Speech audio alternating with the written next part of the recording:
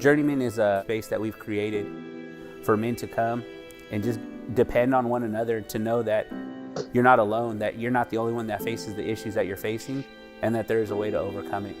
It's a space where men can come together to make a collective impact, learn from each other, grow together, and be accountable to each other.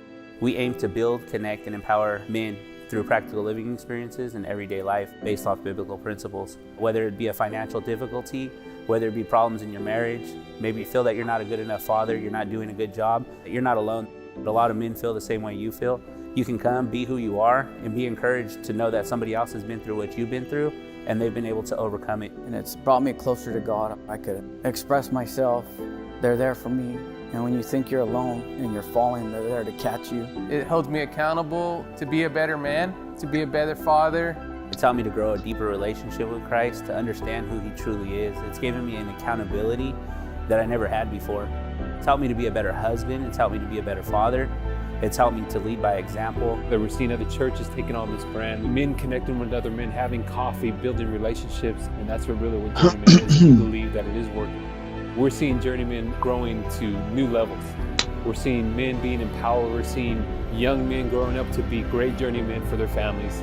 We think Journeyman is going to continue to grow for people like myself who never thought they would be at a place living purposefully in their life.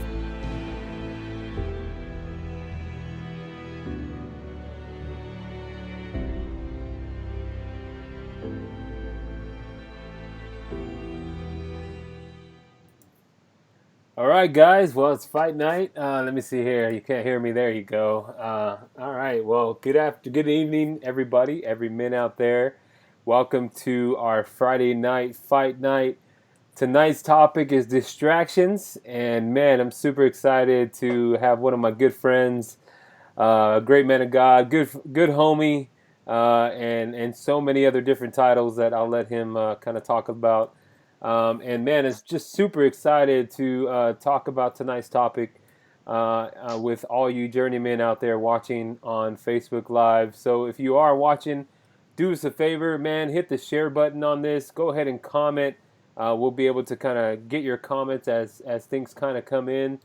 I'm super excited to do this with none other than my homie, my friend, my co-founder, RJ. And RJ, can you just chop in and tell us what we're doing, who we are as journeymen, man? Hey, how's it going, everybody? So I don't know if it's your first time with us, but if it is, just want to welcome you guys. Thank you guys for joining us. Jose approached me a few years back about this idea he had, gathering some men together. Didn't know what it looked like, what it was going to become.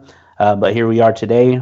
Today we're journeymen. Proverbs 27:17, as iron sharpens iron. We sharpen each other. That's what we're all about. We want to create a safe place where men can come together, be men, and just come as you are. You just got off work, come to an event. We're Bible-based principles, but we practice that through everyday life experiences. Whether it's just hanging out, we do quarterly fight nights where we come together as a group of men. As I said before, we ask for transparency. We ask that everything that we discuss during that time be left in that group. But as you know, we're on the internet today, and so whatever's on the internet, everyone's going to know about it. So here we are. But we ask that anybody who comes on, anybody who's here, we ask them to be as transparent as possible. We know that through the transparency, God gets the glory, and we know that there may be somebody out there struggling with something today, maybe in the same shoes as the people that we have on, but know that there's a way to overcome what you're going through, and that there's brighter days ahead, especially during this time. So thankful for Angel today taking the time out to be with us, and looking forward to tonight. Yeah, man, appreciate it, RJ, man. So, man, before I formally introduce my friend here, man, I wanted to kind of recap what we've been doing the last couple Fridays, man, when this pandemic really started. We've been really just having simple conversation with different individuals, different men of God throughout the world, throughout the United States, and really finding ways that we can learn from each other and grow together, even through the internet. And so, like my friend RJ, my brother RJ said, it's Journeyman is the aim really is to connect, build, empower, and we're gonna add to that tagline and activate men in their God-given purpose, man. And no better person than I can think of to really talk about how and what Journeyman is about than my friend Angel. And I see Angel as a great man, overcoming a lot of different distractions that come upon his life, from the beginning of his life, and just to see where he's at now is just mind blowing. We know that people can take ordinary homies from every background and turn their life around into a new human being flowing in their purpose with God. And sometimes the hardest thing to do is to do that while distractions are hitting you, right? And so tonight's topic, man, is really about distractions. And if you missed the last couple weeks, I do recommend you going to our Facebook page. Also go into our YouTube page, subscribe there, Journeyman Nation. We are Journeyman Modesto. You can find it there, and hit subscribe, and you just kind of recap the different things that we've been learning. I've been blessed enough. Last week we had Jason Johnson all the way from Atlanta, Georgia, talking about vision as men, and setting a vision in your home, professionally, in your workplace, in your ministry, as we're coming out of this shelter in place. What is your vision? Is it doable? And then is the model built to handle destruction? And man, it was super awesome. So I do recommend you going back last week and talking about that. But man, we are here Friday, May 18th, man.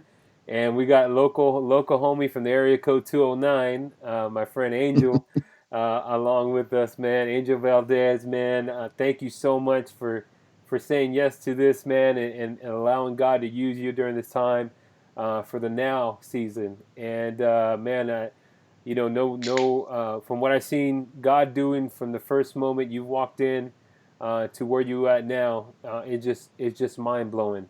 And man, I'm super humbled to know you as a friend, but also just kind of know what God is doing in your life and be a part of that some form or fashion, man. So thank you, Angel. Thank you for saying yes, man. Smile, bro. It's all good. You're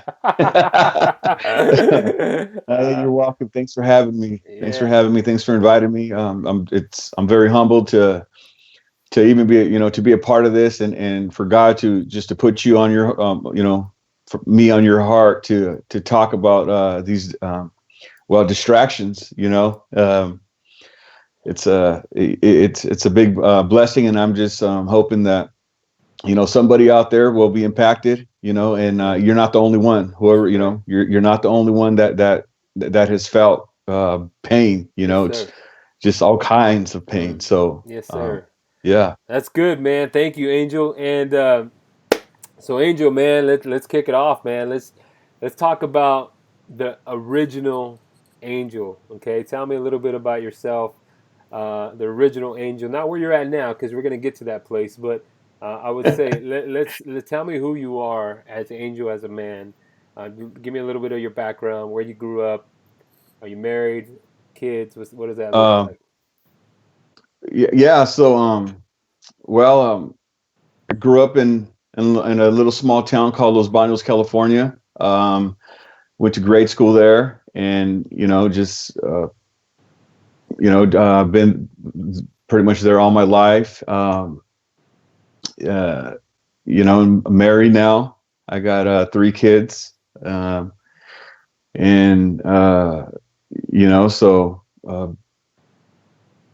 growing up back then to where I am now, as made a lot of mistakes and a lot of obviously, just pretty much growing up in a small town, there's really not much to do. I had two brothers and 2 sisters watched over me, and that's pretty much where it all happened for me, is in that small town where pretty much went into gangs and drugs, alcohol, went from using drugs, selling drugs, and just jumped into a gang life, and next thing you know, I'm 16 and 15 and had a son. Back then it was not normal to be that age, to be a teenager and have a baby. Right. I was kind of the guy that was hey, look at that guy. He's the one having a kid. You know, that's how weird it was back then, you know, but I'd have to say that uh, through that time period, you know, as a teenager I remember from being 8, 9 years old, a lot of it was just, I had a lot of hate in my heart, a lot of anger from past family deaths that, you know, from people that meant a lot to me. And, you know, next, you know, my uncle, for example, you know, he was like a father figure to me. You know, I grew up without a dad. My mom worked multiple jobs to provide for all 5 of us. And, you know, my uncle was pretty much our protector, watched over us. And next thing you know, he was killed in a motorcycle accident.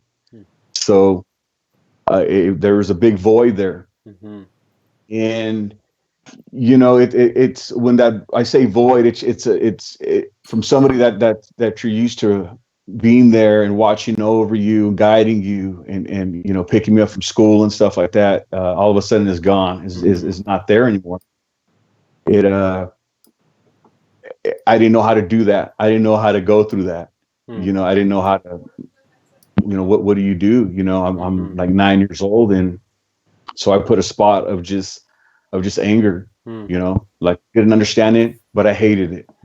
And as life, you know, as I continued to grow up, I remember, you know, my grandmother passing away, and that was even more. You know, and I was already in the streets, and I was already out there. And you know, at a young age, but I think 14 years old, I was already considered an alcoholic. You know, a statistic. I was not going to make it. You know, didn't graduate high school, and any of that, you know, in and out of juvenile detention centers, and you know, so next thing you know, to fast forward, I'm 15, 16, and guess what? I'm going to have a son. So I'm like, wow, you know, what do I do? I don't even know how to do that. What's a dad, you know? right? And yeah, you know, what is a dad? And that was just scared. I was so scared, so scared, but I didn't show it. I didn't. I really didn't. You know, I think I talked to my sister a couple of times about it, but there was just so much like, what do I do? You know, I haven't finished high school. You know, and it was just trying to get through that, trying to be a 16-year-old dad, and you know, that was kind of not even, you know, that wasn't even working, you know. And as time went on, you know, just learning that, hey, you know what, I got to provide for my sons one way or another, you know, and just you know, Burger King, you know, maybe even putting school on hold, trying to go to school, but I was always involved with my friends. You know, I was always in the street, and you know, that just, I was too busy in the street. I didn't, you know how to be a dad. I was just a young mocoso running the streets. Didn't What's a know how to be mocoso? responsible. So, you know, it was learning a lot, and through that time, I had to learn how to survive. I had to learn how to survive and fast.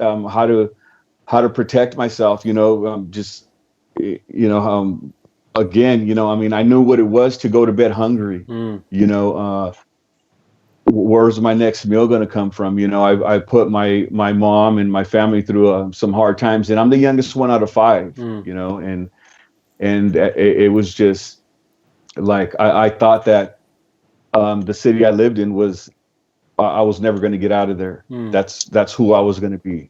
I you know, I had a lot of dreams, I had a lot of goals, but they seemed really far, and I found myself deep down in a hole. Like, I'm never going to get out of here. This is home. You know, and it sounds pretty messed up, but I remember I told my son one time, to be totally transparent with you guys, is I told him I didn't even I didn't believe in God. I didn't know God. I didn't, you know, it was kind of like, the get out of jail free card. Mm-hmm. You know, you see the cops behind you. God, please don't let me go to jail. Yeah. Please don't let me get pulled up. Oh, yes. Yeah. Yes. And that was it. Other than that, like my full dependency was on myself. I had the blueprint of my life. Mm-hmm. You know, I always try to be really one step ahead and just have, you know, my plan figured out, you know, and it might work for a little while, it might work for a little bit, but I kept finding myself short, and with, you know, working these odd and end jobs, and then having another daughter, and having another daughter, and being with the mother of them was not the greatest relationship for the both of us, and you know that lasted for quite a long time, and it was just like, again, you know, I didn't consider myself a father. I didn't consider myself a dad. You know, just because I was there, I didn't have. I felt like I didn't. You know, I just didn't know how do you do all this. You know, and it was a struggle, and you know, like 1 week try to stay focused, and then something would happen. Like I would totally get distracted and get back in the streets, get back into my old, you know, just it was not working out for me at all.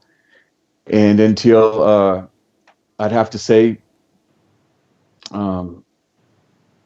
we possibly, you know, we ended up going our separate ways. You know, from just, you know, just realizing, hey, this is not going to work out. You know, and I have to tell you, that's kind of where I started learning a lot for myself as this so-called dad, as the angel.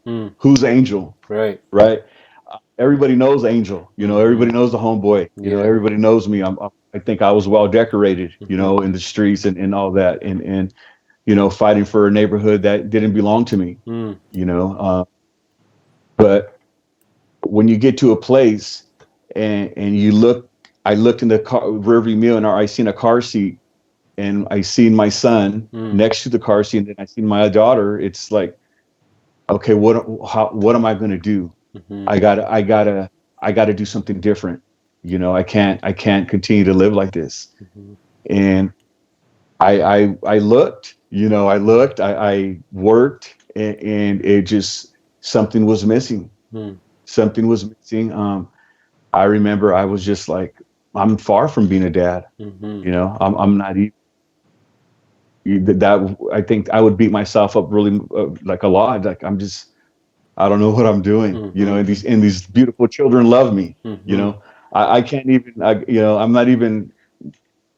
I don't even consider myself close to that. You know, I'm so messed up internally. You know, like my heart is messed up. I'm in a bad place, but yet these three beautiful children.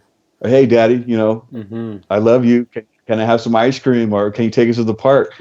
And you know, you got to put a smile on your face, and you got to. And I had to search. I had to find myself. Like, what am I doing? How can I get better? You know, questions. Just and again, going. You know, alcohol was at its all-time, you know, usage in my hands. You know, I would just run to it to clear the thoughts, to numb the pain, and that didn't work out. You know, that wasn't working out for me at all. So,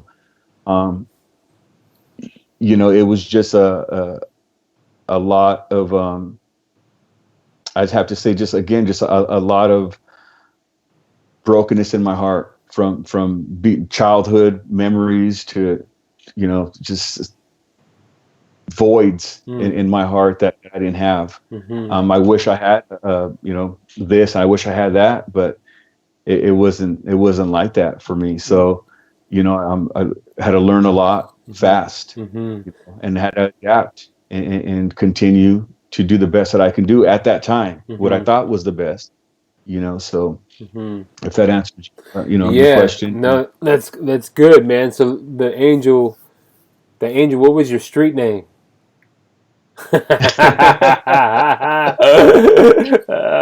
That's not important, bro.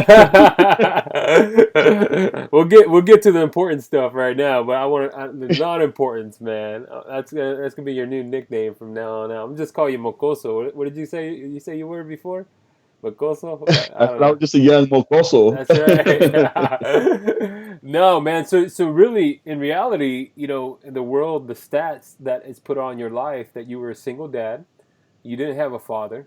Um, the distractions at a young age really has hit your life and throughout. And how old are you right now?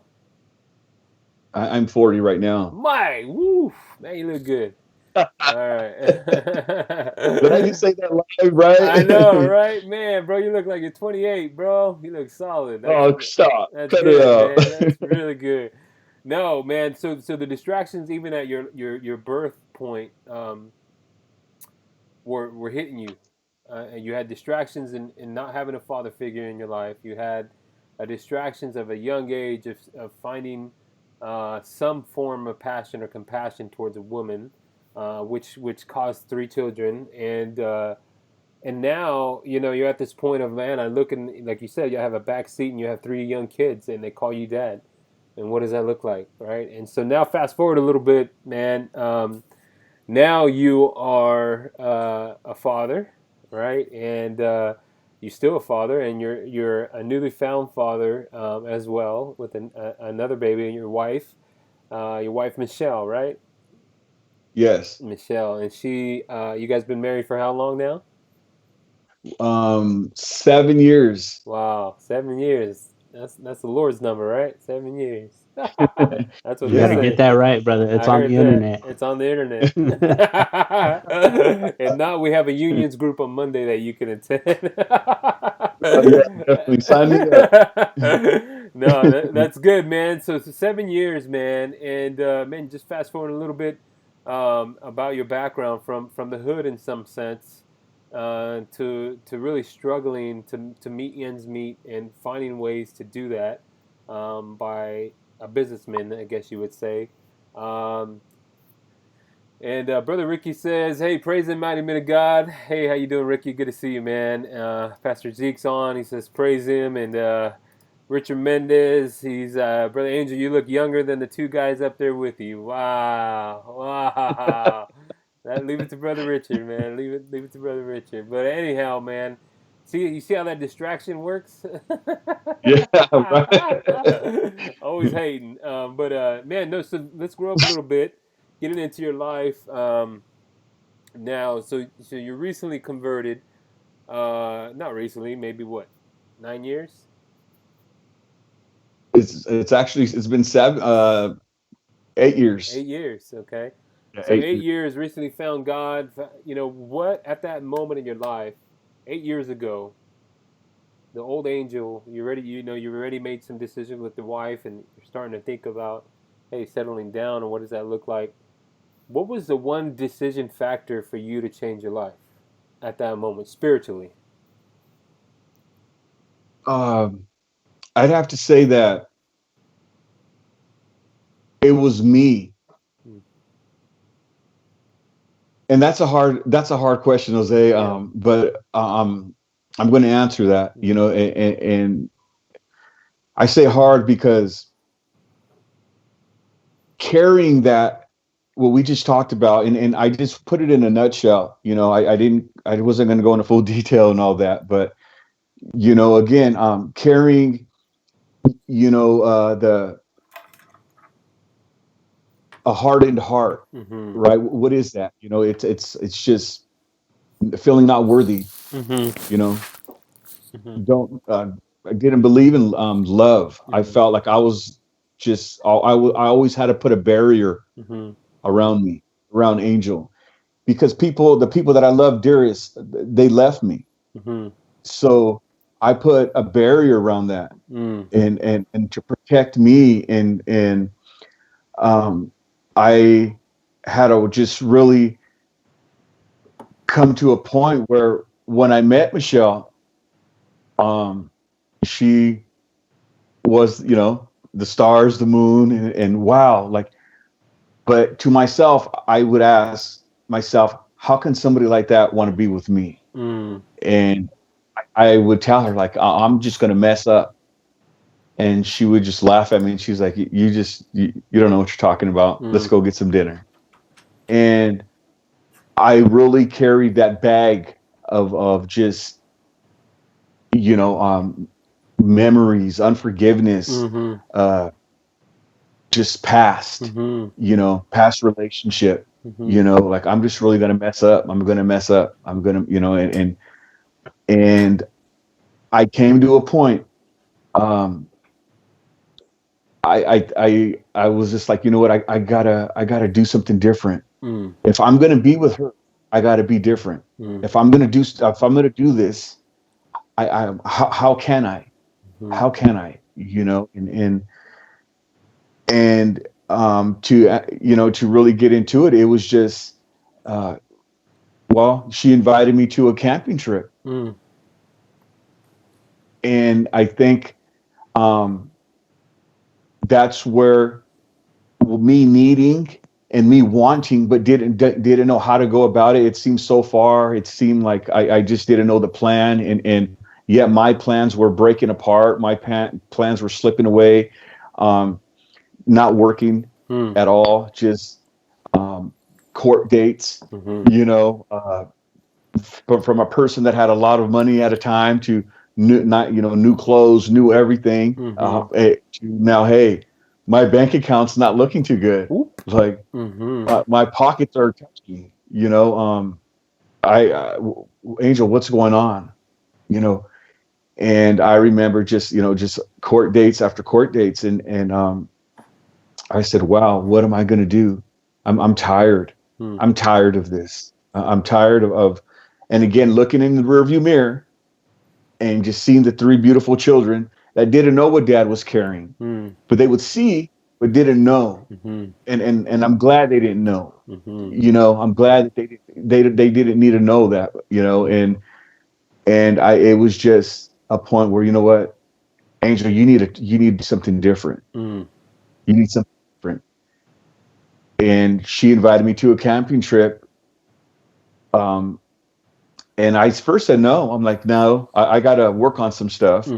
And she's like, well, I want you to meet my family. Well, okay. And that's where it started for me, where it's at a camping trip. I knew that when I heard this man speak, I knew that I can get it. I get what I needed from him from at that point. And I don't know if I can get into that yet. But it was just me getting to the campsite, and I had all this liquor in the trunk, and I'm thinking I'm getting ready, like, okay, I'll go. So we go, and I have a couple of bottles and a couple of, we're ready to go. I was, and yeah, and when we get there, she says, no, wait a minute. No, you can't do that. You can't do that yet. You see, my family here, they're all in church. And I didn't know this about Michelle. I didn't know Michelle Shocker. was apostolic. I didn't know nothing about that. I'm just like, what do you mean? She's like, yeah, they're pastors or ministers, or, my uncle over there, he's the bishop. Yeah. I'm like, oops. What? Maybe I'm going to go home. Let me drive home and I'll come back later. She's like, no, we're just going to spend the night. And I'm like, I don't belong here. Are you serious? Like, I'm a bad man. Like, I don't belong here. And she's like, just get off. Get off. And bald head, mustache, and red shirt and jeans, and I'm like, okay. And everybody suits and ties, and sisters. It was just amazing because it took that moment to really get everything in sync with me, and what I mean is, I was like, wow, I honestly didn't believe where I was at, Jose. I'm like, what am I doing here? And I'm looking at Michelle, I'm like, what is going on? Like, what it's totally out of my element. I'm not, I don't even know what's going on around here. But walking into the cabin and hearing this man of God there. He was a bishop, Gary, late Bishop Gary. You know, God rest his soul. And he was sharing his testimony. At the time, I didn't know what it was, what that was, but I just heard a man. I was listening because his voice drew me to him. And I sat there and I was listening to him, and he's talking about how he's just beating up cancer, how should have been a statistic, but yet he's still alive.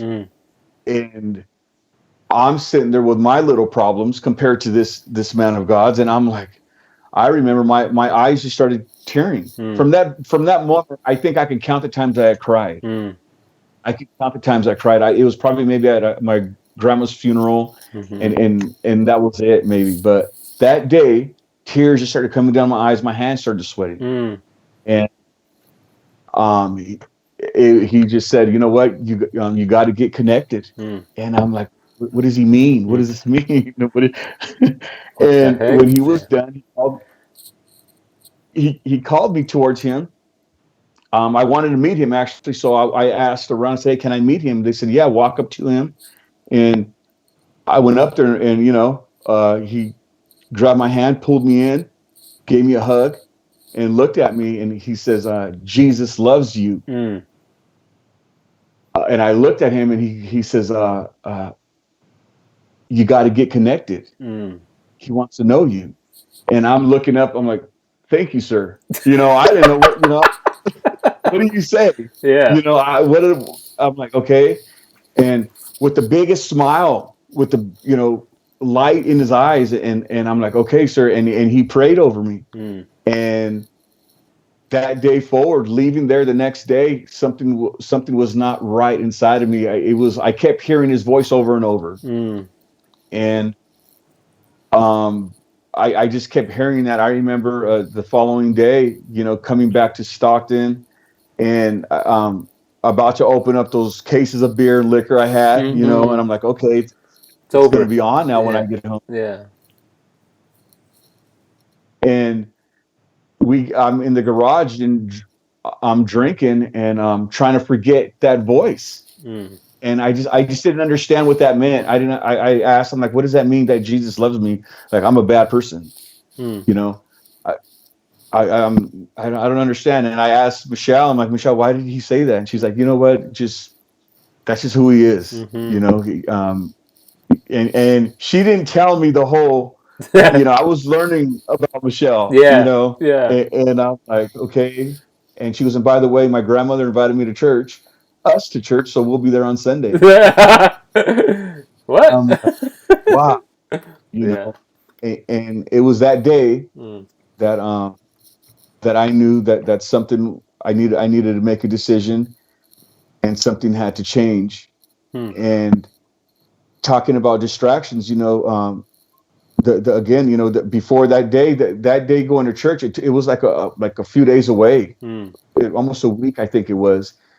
And you'd be surprised, how many phone calls you get, hey, I need you to do that, going back to the hood, and we're doing this, and we're doing that. And I'm like, man, I can't, I'm trying to straighten out here. I'm trying to take care of these kids and just think different, and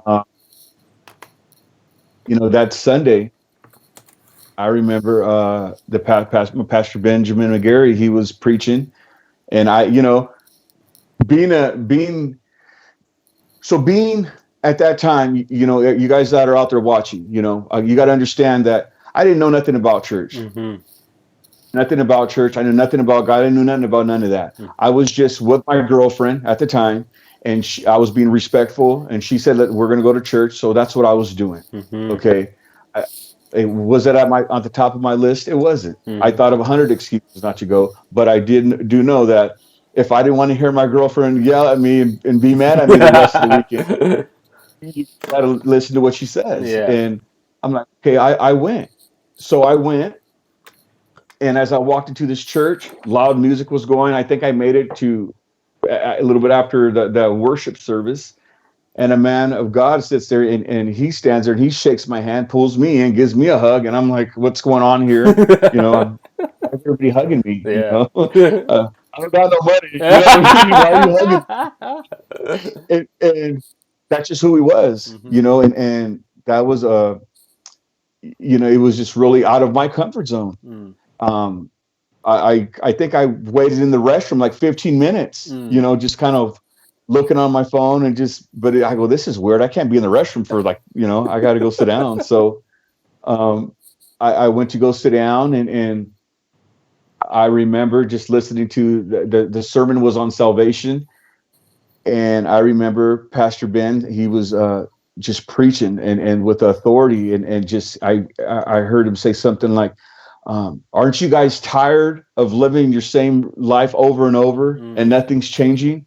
And I'm like, somebody must have told him something about me, Yeah. And I'm like, oh my gosh. And he was just hitting every nail, like Mm. just right to the T. I'm like, Mm. that's me. Mm. He's talking about me. Wow. He's like, aren't you tired? There's a better way for you. Mm. And he had me locked in. Like I was just, he had my full attention. And he said something like, if that's you, there's hope for you today. And I'm like, there is. He's like, there's hope for you. Raise your hand if that's you. And and at that moment I was just broken Mm. because I was tired, Jose. Yes, I sir. was tired of lying. I was Mm. tired of always looking over my shoulder. I was tired of just um the broken promises. Mm. I was tired of just like what does it mean to truly smile, Mm. and always walking around with the mean mug, Mm. it just gets old. Mhm. And at that moment everything just started coming over my mind, and I raised my hand. I said, okay, I'm going to give this a Mm. chance here. Mm. I got to change. Sign me up. Yeah. This is me. Raise my hand, and that day forward, I remember getting baptized, Mm. and it was something. Like it was really something. Mm. It was Yeah. best feeling ever. Man, so a couple comments here, then we'll dive into number 2, RJ. And Stacy Kramer says, "Man, glad to be here, to hear Brother Angel speak." So shout out to Brother Stacy. That's another living and breathing testimony. And Pastor Zeke Baron, good stuff. And Brother Alberto Macia, Brother Alberto, God is good. Good to see you, man. Thanks for tuning in. Do us a favor, guys. If you're watching this online, do us a favor and hit share. If you have a question or want to comment, please do so. We'll get to those questions soon. But man, so going up to to where we're at now. Now you're serving God, and now you're getting connected, as you said, and even through that time, from a young age, you already had some major distractions, and getting into life, like you surrender your life and say, man, that was me. This is I need to try this, right? I need something different. I need hope. And so now serving God and everything's going cool in some sense, right? You got a brand new wife and um, all that type of stuff. And Tino says from Adriana's Facebook, this is Tino. Always great to be here. A good testimony. Good to see you.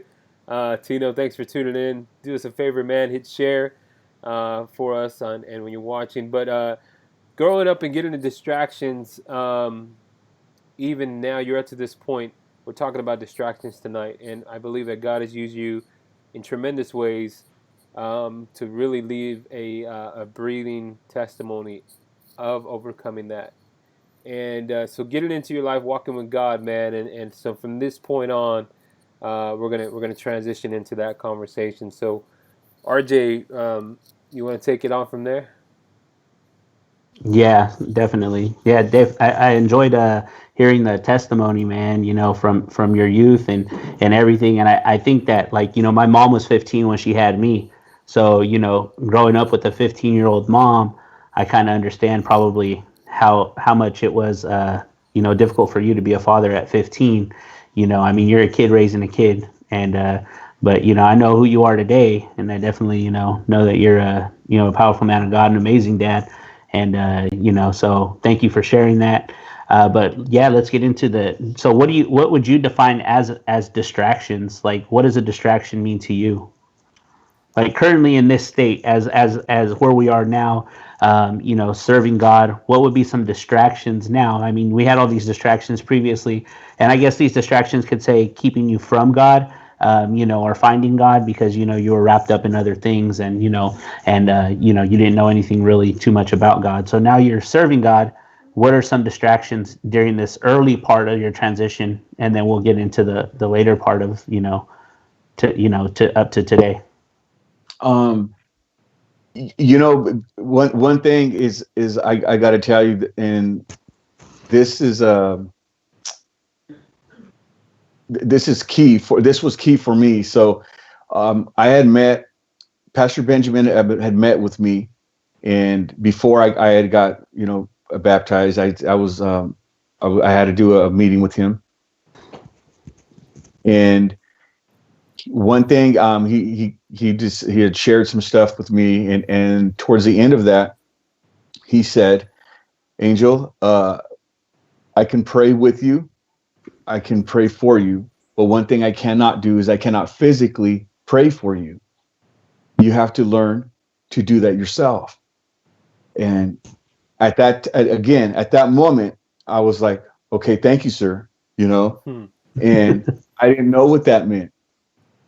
I'm not saying I didn't understand it, but I didn't know that part of what he meant, like what that meant, And to fast forward now, after getting baptized, and there was no journeyman.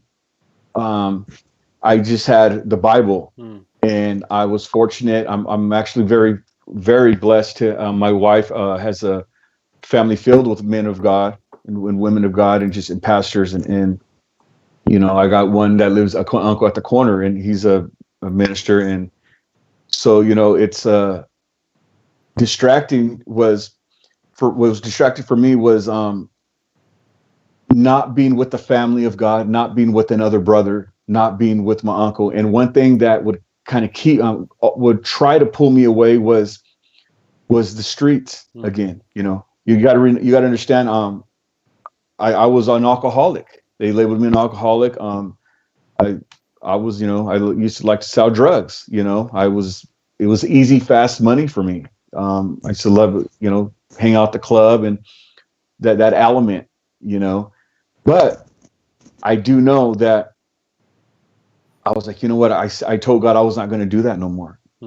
So I had to hold myself accountable. And when you hold yourself accountable, it's like you can really beat yourself up. I know I did, and I was new, fresh in God.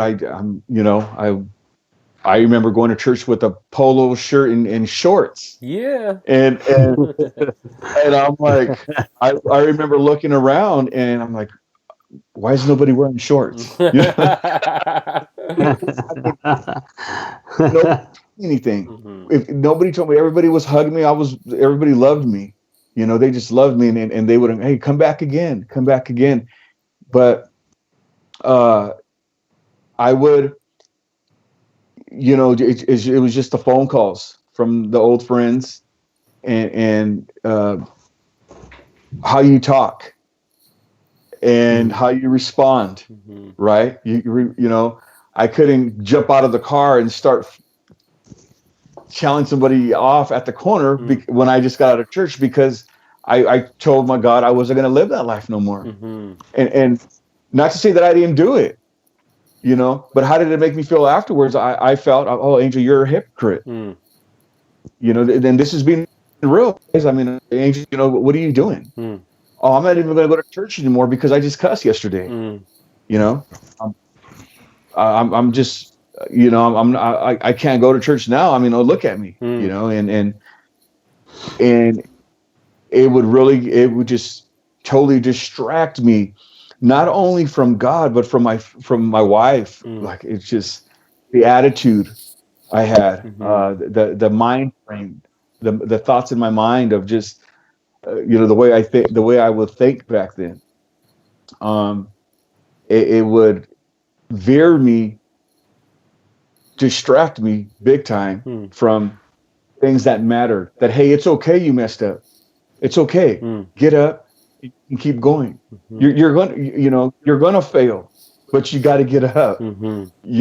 And trying to transition from the street life to from that to now trying to live this life with God. It was, I didn't have a guideline book. I didn't have there was no rules. Mm-hmm. But one thing I remembered in my mind was my pastor told me, you got to learn how to pray for yourself. Mm-hmm.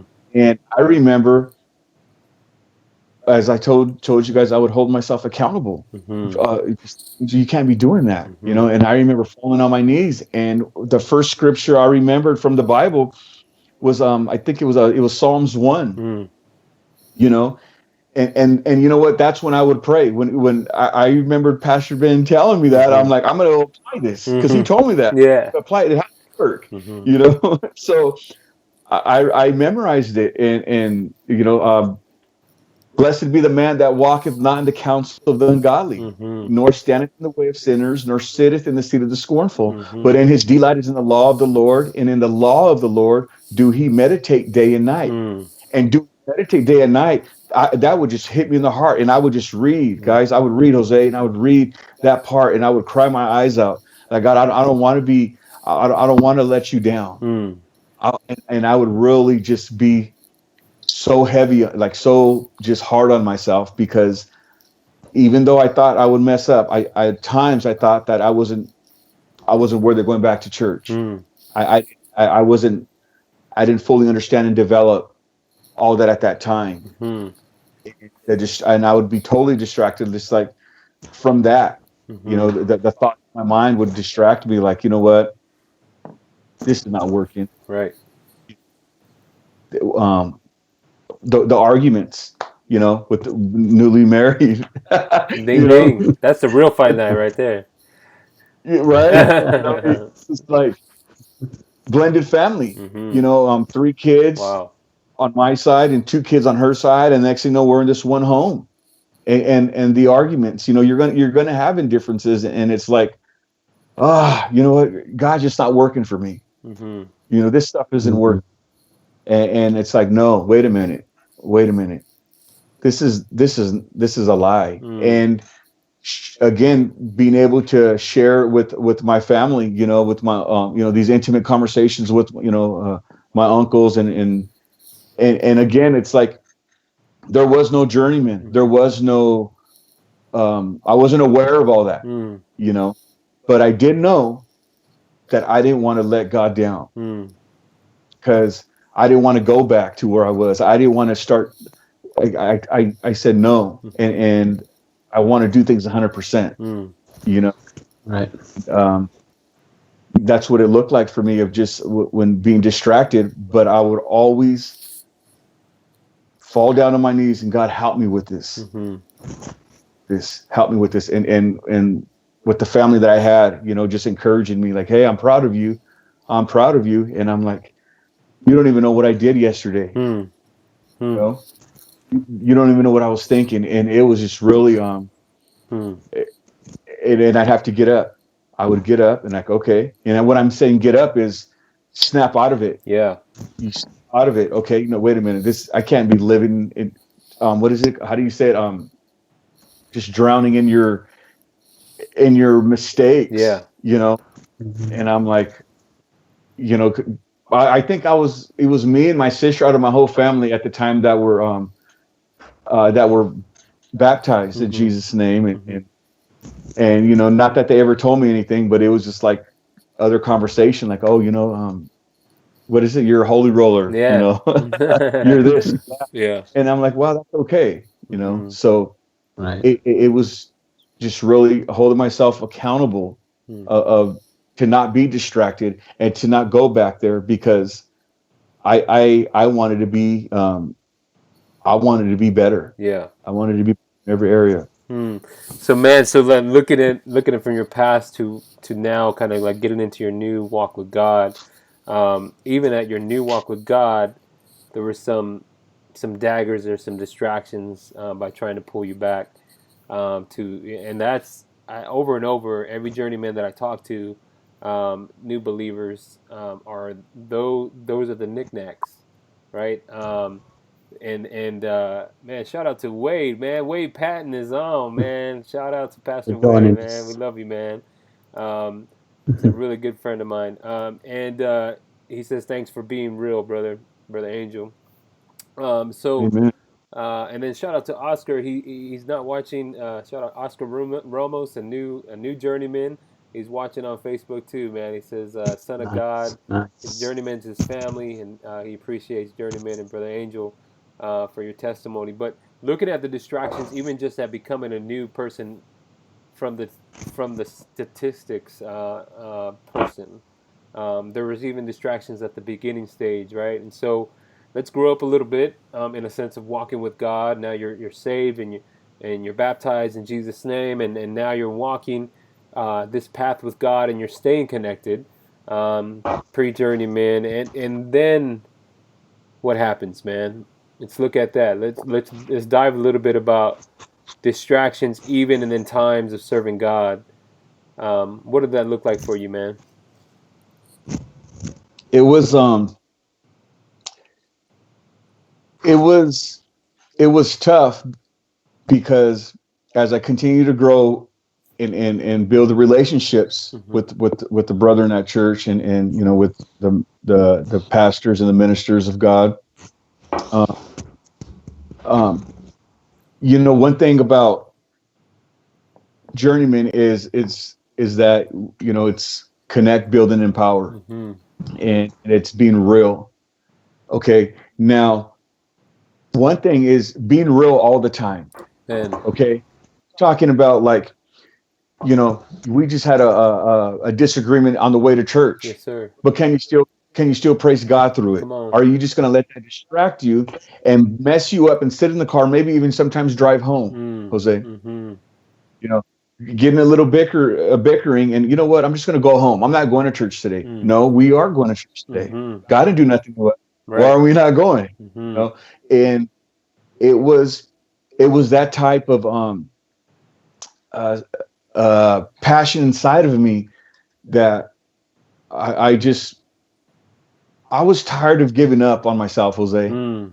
I was tired of giving up on myself, and what I'm saying is like easy give up. You know, it's easy to give up. Yes, sir. You know, whatever it is. You know, working out. You know, you trying to bench 315, you can't bench it. You know, oh, I'm gonna whatever give That's up. solid, I don't bro. know.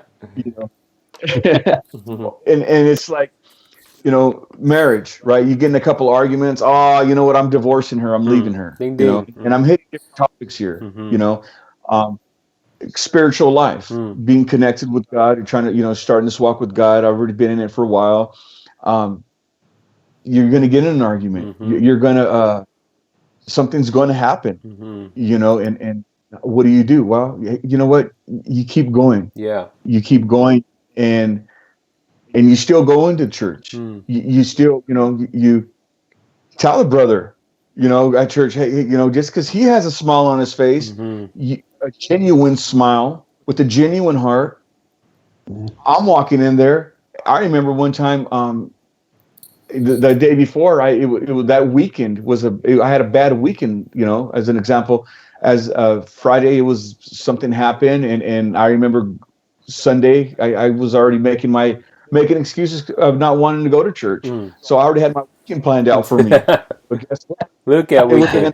When you got kids and you got a wife, you're going to church, buddy. Yeah. You're going to get up, you know, Yeah. twisted face, lemonade face. I don't know, but you're going to go to church. And that's where it happened for me is just, hey, you know what? I had a bad weekend, guys. You know, I feel really bad, and just being genuine, but with the real, just you know that's just who I am. Like hey man, I had a bad day. I had a bad week. I need some help here. You know, I mean, I'm like 7 seconds away from just, you know, but it's just being real that would even draw me closer, Mm-hmm. to draw me closer to God, to want to continue, Yeah. and um and I think that's one of the things that continues to help me even now. Mm-hmm.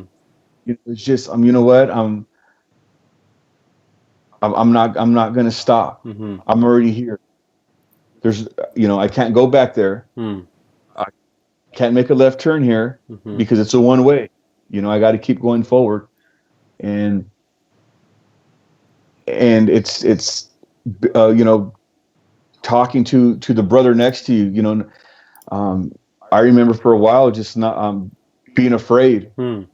in a sense, like you know not wanting to be open to somebody in church, Mm. and just keeping my area, my circle, Mm-hmm. and going to church and coming home. Mm. But it was when you're able to talk to a brother about real life, like struggling, Mm. and it's like, wow. And you're encouraging them, like, wow, and you still came to church today, Mm. bro? Yeah, Yeah. man, I want to stay. Yeah. And it's easy to get distracted like that. It's Amen. easy to totally be distracted, to come out with a lot of excuses to not want to continue. Mm-hmm. Mm. So, man, looking at that, man, uh, diving into a little bit of some of the harder issues that I remember. Um, Journeyman is now kind of in flourishing, and a couple comments here. Uh, Brother Ricardo, what's up, man? Ricardo Cisnero, another leader of Journeyman. Powerful, Brother Angel, you're an inspiration. Love you, man. Pastor Wade says, speak that truth, brother. Fights before doing anything for God happen. Keep pressed on. Speak that. Hallelujah. That's what he says. And then Brother David Burciago, man, that's my dude right there, man. Another powerful God testimony, bless you, man. David. Brother Dave, man, we miss you, bro. Good to see you. Thanks for tuning in, man. Do us a favor and hit share on this. It says, Angel, this is awesome, man. So, man, diving in more deeper about your distractions, man. As walking with God, and now kind of just going through dealing with how to deal with the struggles internally, right? I mean, some of that, but doing it like you said with men of God who are trustworthy and gracious and full of the power of God to create an opportunity to sharpen each other, right? And so Journeyman has really kind of created that space. And I remember us going to camp for a first camp, and I remember us going to this first camp, and we're like, man, this is tight, We're going to our first Journeyman camp, and like, I can't believe this is happening. We have like 30 something men, and powerful moves, some campfire, powerful moves of God, and good conversation, and we're leaving it there at the camp, but and connection and you know before we get into that, Angel, what was your experience at the Journeyman camp, man, that day? What were some of the feelings that day before the ending? Um, oh, it was awesome. It was amazing going, because that was my first journeyman. That was my first camp Yeah. going with any brothers. Yeah. You know, other than not going with the family, but going with a lot of brothers, and I was in it. I'm like, you know what, I'm gonna go. Yeah. I know these brothers. We go to church together. Yeah. Share the restroom or whatever it is, right? Eat together, share at the same table. You know, um, and it was really good to know that you can, like, I think you said it, put the titles down, Mm-hmm. put your phones down, and look at the person in front of you. Mm-hmm. Hey, man, how you doing? Mm-hmm. How's it going? Really? You go through that? Oh, I went through that too. Just connecting with one another, and it's amazing because uh, that brother next to you has a word for you that can help you. And I'm speaking from experience, because yeah, you're like, oh, I'm not going to share with this brother because I don't know him. Come on. But I see my other brother Jose, and I see RJ, or I see brother, other brothers. I'm going to share this with them. Mm-hmm. But maybe it's not for them. Mm-hmm. Maybe you need to share it with that person, that brother that you don't know. Because how else are you supposed to get to know him? And how and that what you got is possibly for him. Mm. And what I'm saying is that real conversation. Hey man, I was struggling in this area, whatnot, or marriage, whatever, right? And hey, you know what, I am too. Or hey, you know what, this is what worked for me. And it's just that connection that building with other brothers was so strong. The unity that nothing was fake. Everything was genuine. Everything was genuine. The conversation, the tears rolling down our face. Man, you're getting me mixed up right now. It's it was just so, like, you can't fake that. Yeah. And men, why do people go to counseling? Because they need help. Mental illness is at the all-time high. Yes, sir. Why? Because they don't have nobody to talk to. But when you get surrounded with men of God like this, and excuse me, hold on. You're good. It doesn't need to be men of Come God, on. because don't misinterpret what I'm saying. But sometimes journeyman is from all walks of Yes, life. sir. Some brothers are not saved, but this brother can really give you strength. This brother can give you some courage.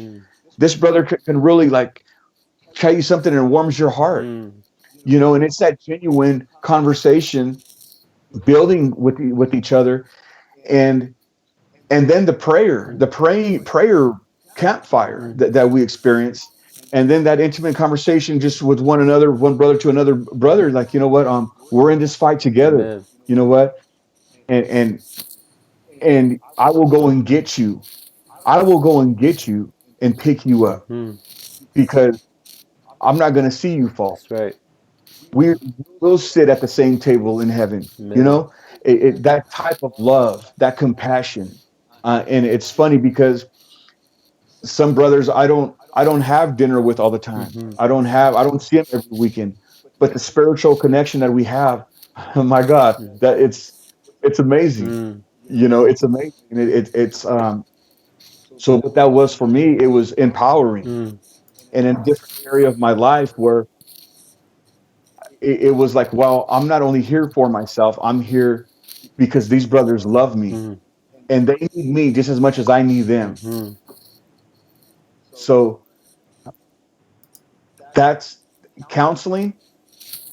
If anybody need counseling, I would encourage somebody to get to one of these when all this COVID stuff passes away. I mean, why spend thousands of dollars? Don't get me wrong, it's great to see, there's great counselors, but sometimes you just need to go to the mountains, breathe a little bit, turn your phone off, get to know, go for a walk with somebody else, and hey, you know what, man, I'm struggling, or you know what, my marriage is just falling apart, or you know what, I'm not working right now. I feel I'm feeling a lot of things, and it's just that encouragement, and that hope, that genuine, but you know what, you're going to get through this, and I'm not challenging because we're at a camping trip, but I will follow up with you when we get home. We will go for that bike ride. We will go for that Starbucks coffee, because I'm going to hold you accountable now, buddy. So, you're probably going to get tired of me. I see you. And I say that because these men and brothers, that we just, they love. Yeah. They love hard, and they want to see the full potential of one another. Amen. And just and for me, that was man, it was awesome. It's an all-time. I felt like I was. Yeah. It's like an all-time high, right? I mean, it was perfect. Like you said it right, man. I think, getting into the camp and the experience that you had, and literally, man, not knowing what was next is where I believe God set you up. And if you want to dive into, like, literally maybe that day and go as deep as you want. But dive into that day, and what distraction happened to you right after that?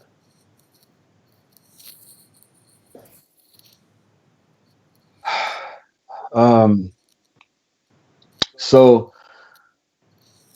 you know, we went to the mountains. You get all pumped up, um, spiritually, just pumped up. Your physical well-being is there. You're clear. The clarity is there. Mm.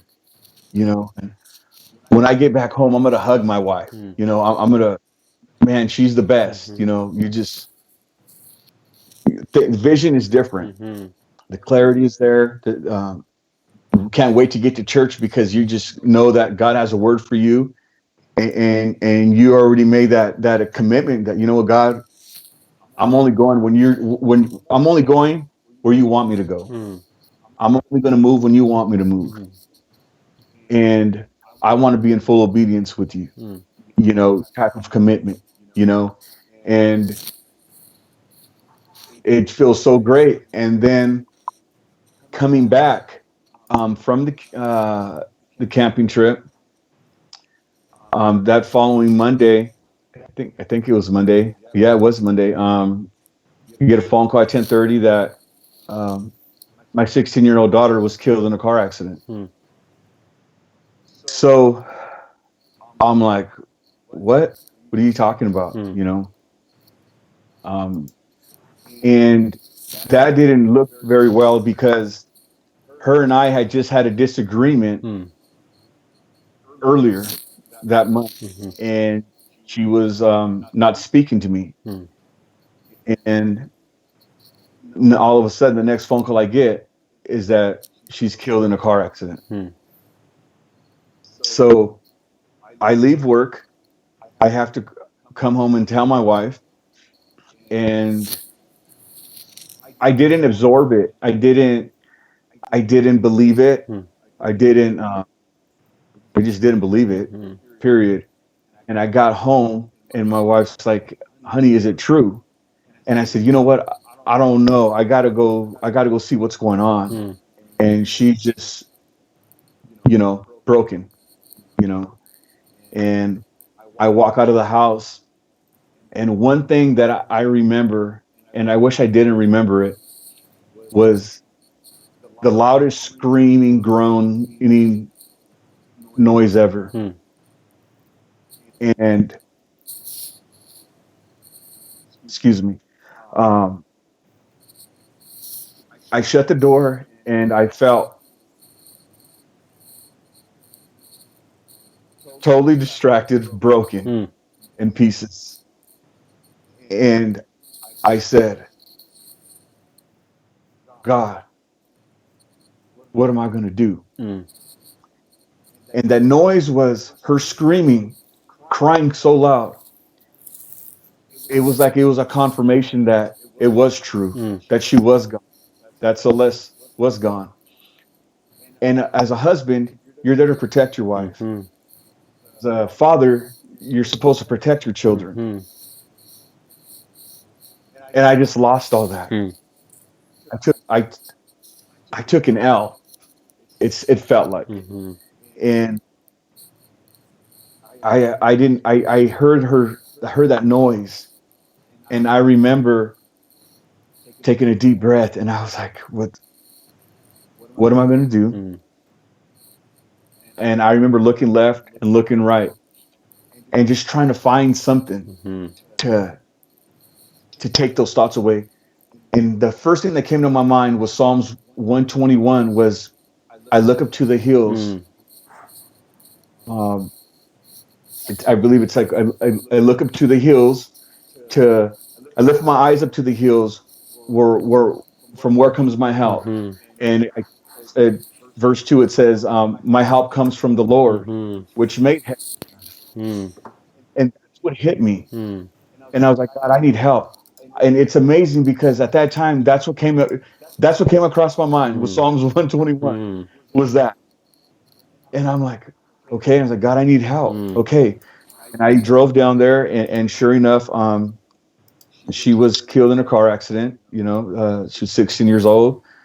Um, she was my little girl, Mm. and um, I was just broken. Mm. And I remember coming back, and I stood on the sidewalk, and before I was gonna make a phone call, I remember I swiped left and I ended it, and I called RJ, Mm. and I said, "Hey, I just need to talk to you." He goes, "What's going on?" And I told him what happened. He's like, "I'm so sorry, bro. I'm in Disneyland." And I said, "Oh my gosh, I feel bad because I just dumped on him a bunch of news, bad news, and I remember it was just so it was that relationship that we had built Mm-hmm. at camp Mm-hmm. that I was able, comfortable, trustworthy to call him Mm. just to talk because I needed some encouragement. Mm-hmm. I needed I needed something to change my mind, Mm-hmm. and uh, that lasted a long time, Jose. It lasted about 2 months. Mm-hmm. Um, and it was, don't get me wrong, it's not a distraction. It was really like a distraction in possibly every area of my life, spiritually, physically, mentally, Mm-hmm. because I again, there's the dad issues. Mm-hmm. I'm a failure as what could I have done differently? Mm. I should have did something. Mm. What did I do wrong? What could I have done? Mm-hmm. And all these thoughts come over my mind, feelings. And I said, wait a minute, and thank God that I have a strong wife that would sit by my side, and she would just tell me, honey, there's nothing that you could have done Mm-hmm. differently. And I didn't want to believe that. Mm. I didn't want to believe. And she's like, there's nothing you could have done. It's, you're not God. Mm. And I said, I wish you would have called me. I wish you would have called me. I should have never made her mad. I shouldn't. And one thing with my kids is I'm not their friend. I'm their father, Mm-hmm. first. Yeah. We can laugh and joke. And I'm a big kid myself with my kids. Mm-hmm. You ask them, I think I joke around more than they do.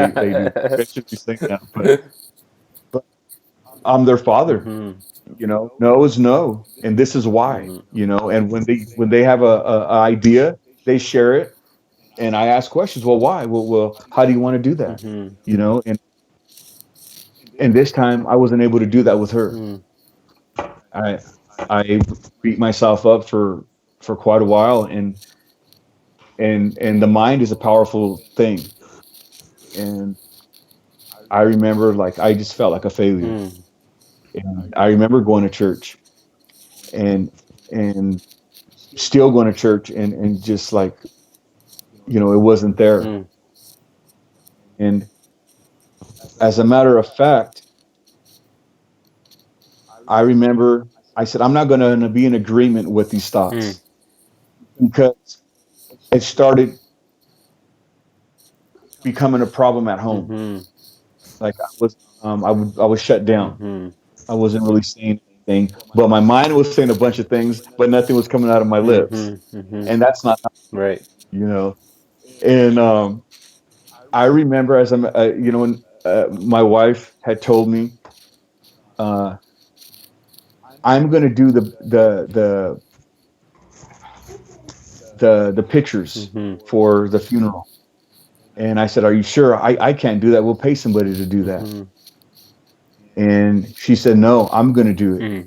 And I kid you not, it was about 1,100 pictures Mm. that were sitting on our kitchen table that she went through Mm. to make this happen, to get everything right to the T, like every perfect picture she decided to pick out that was of Lucky. And I just remembered I got so mad, and I went in the backyard and I fell on my knees and I just started screaming screaming so loud, like, God, what are you doing? Mm. If what are you doing? And I just, I didn't hear nothing. Mm-hmm. I didn't hear nothing back. Um, but I was just so angry and at myself because I was like, what did I do? Mm. You know, I could have did something. I know I could have did something. I'm good at fixing Mm. things, you know, but I could have fixed this. And God, you didn't give me a chance to fix this, Mm. you know, in a sense. Mm. And I remember that Sunday, before that Sunday, my wife had told me, she said, you know what, we're going to church. And I said, okay. You know, I was so vulnerable. I'm like, okay, we can go anywhere. You can take me anywhere. Mm-hmm. And and we went to church. And you know, God is so good. And the brethren I have, I appreciate and I love so much because it's because of them. Mm. It's because of you guys. It's because of somebody else that I tell you that when I got to church, I felt so heavy. I Mm. felt so ugly inside. Mm. I felt so just, I wasn't mentally even there. Mm-hmm. And I remember pastor preaching a sermon and he said, can you bless the Lord at all Mm. times? Excuse me. And I said, yeah, I can. Mm. I mean, at all times. That's me. Mm-hmm. You know, it doesn't stop here because Celeste was baptized in Jesus' name. Yeah. She loved, Mm-hmm. she loved Jesus. She preached Jesus Mm. at her high school. Wait a minute, Angel, you got to check Come on. yourself because if I shared it with her and telling her with full dependency that I believe in God, that God is almighty, but yet I'm sitting here almost believing something opposing Mm. to God, Mm. that's not right. Right. You see what I'm saying? So I remember immediately like, nah, the devil is a liar. Mm. I started this race 7 years ago. It's not gonna stop now. Mm. So I jumped up and I felt just so much oppression. Mm. Like, don't sit down, shut up. Mm. Sit down, shut up. You're not gonna move, just stay there. Mm. And I remember forcing myself to get up and just it probably was the longest walk to the Mm. altar that I had to get to the altar. And I told God, God, I'm going to bless you at all Mm. times. He's distracted. You know, I might have been distracted spiritually, physically, Mm. but only you know. And I know Celeste is up there with you. Mm-hmm. And I know that she loved God. And I know that she loved me. Mm. And I loved her. I might not got to tell her that, Mm. but she knew that. And God knows my heart. Yeah. So you know what? I'm not going to be distracted by this nonsense. Mm-hmm. And Scripture teaches, I believe it's in Corinthians, for God has not given us a spirit of Yeah. fear, but of power, love, and a sound mind. Mm-hmm. I remember, just wait a minute, no. And I started jumping up and down in agreement with God. Mm. That God, I'm going to bless you at all times because you're still good. Yeah. You're too good. And what's going on here is not your fault. Mm-hmm. You know, and I'm not going to be distracted. I'm not going to let this hinder my walk because my brothers are watching me. They need me. Mm. You see what I'm Yes, saying? sir. They need me. And you know what? If I fall short and I run to the club and I run back to the hood, well, then you know what?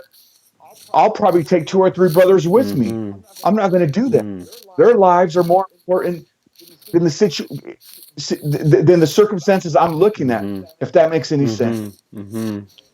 Mm-hmm. You know what? I just my job was just to bless God at all times. Yeah. However I felt, however that looked like. And I do know that the thoughts that were coming over my mind, I was not going to be in agreement with them. Mm. I was not going to be distracted by them because my brothers love me. My wife needs Mm. me. My kids, I still got, you know, five beautiful children Bye. that are looking, you know, that need me. Mm-hmm. And I was not going to give up. Mm-hmm. I was not going to be distracted by that. And believe me, it was I had to get up and that's like somebody once said, pick up your cross and keep going. Mm. And you know, I was wounded. and it's there's scar tissue there, Mm. you know, and but I had to keep going. Amen. I had to keep for her Mm. for, because if I even wanted to fail, I can just hear her voice like, "Dad, really? Mm-hmm. All everything, and you're sitting over Mm. there, you know." Um, and I was not going to do that to her or to my family, you Mm-hmm. know, and and and I was just being this. That was a huge Yeah. distraction, and I say that because uh, what do you do? Right. There's not a handbook. Hey, how to handle a what's it a childhood death? Mm-hmm. You know, here, it's how you do Yeah. it. It's not, Mm-hmm. you know, it's not there, and it's the relationships that I built through Journeyman. Mm. And I want to let anybody that's out there watching, I'm not paid to say that. I'm not, promoting. This is genuine, real conversation, real relationships. Kind of how back in the day, like somebody would say, "Hey, I got your back, homie." Mm-hmm. Well, you know what? Journeyman has my back, Man. and we have each other, and we Man. will continue to build me up. Mm-hmm. You know, a lot of you guys called and checked on me. Mm-hmm. You guys still do. Mm-hmm. You know, and it was those real relationships at the camp that I believe that God prepared to get me through a time like that.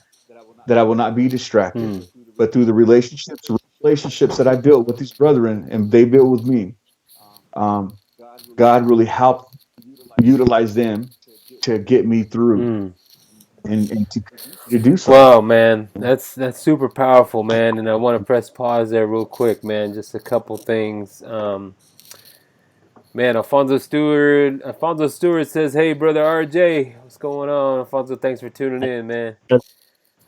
Do us a favor if you're watching in, man. We're talking tonight about distractions, and man, it's a super good conversation, powerful testimony about our friend Angel.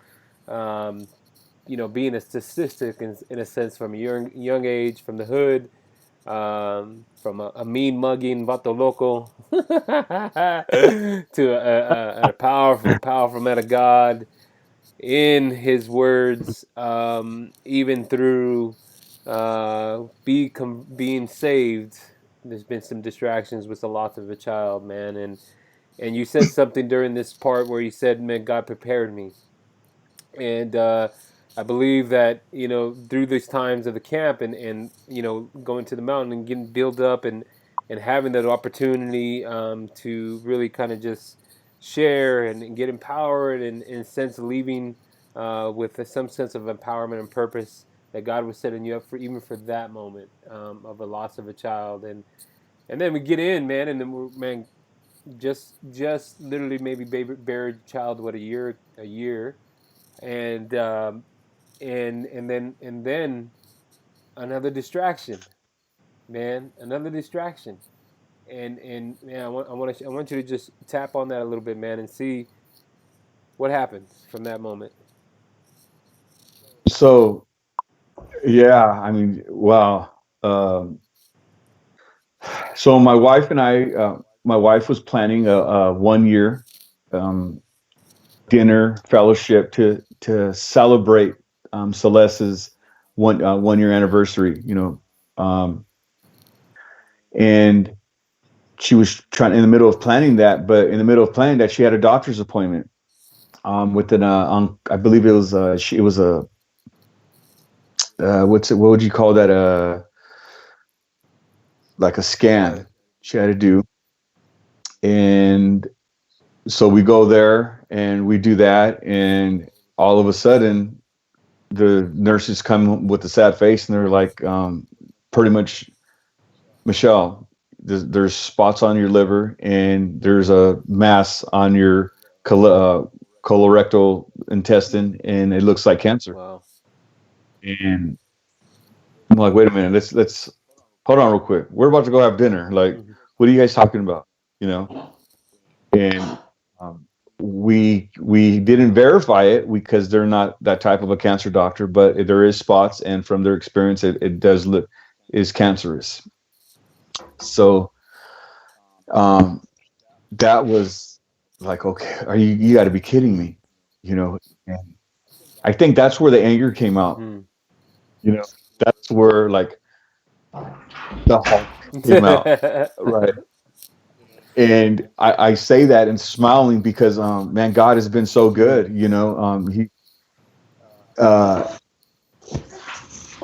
I didn't say anything to her. And she didn't say anything to me. Um, she she just we got in the car. We ended up driving home. We had to make another following appointment with the liver doctor, and he was the one that verified that yeah, there was cancer, and it's stage 4 because it's in her liver and in her colon. And we're in the car, and she's just, you know, obviously, you know, screaming and crying, and I'm trying to be strong, you know, like, honey, you're gonna get through this. This is a lie. This is not gonna happen. You know, trying to hold back all the tears, right? Like I'm trying to like, you know, that's the last thing I want. Like not only did she have to endure like the 1-year anniversary of our daughter being gone, but yet, you know, now she has to run around like, okay, what does this cancer look like? Like, what are we gonna do? And as a human, you know, she's like, honey, we got Lily. You know, Lily was barely going to be 3, and if I'm not, yeah, she was going to be 3, I think. And she said, I got to be here for her. And I said, you will be here for her. Let's not talk about these things, you know. And I remember pulling up in the driveway, and she got out of the car, and I sat in the car. I said, just give me a few minutes. And it just hit me, and I just started just screaming, yelling, and having a conversation with God, you know, and just like trying to decide if this is where I'm going to throw in the towel or not. But I remember that, wait a minute, throwing in the towel is not an option. That's not who I am.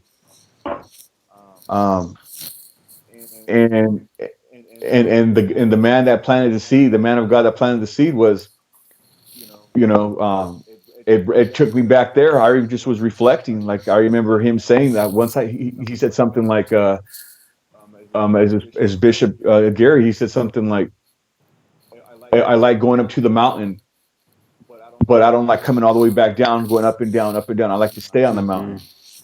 And when you stay on the mountain is you stay connected. And I was like, man, you know, and it was just a lot of anger, you know, just.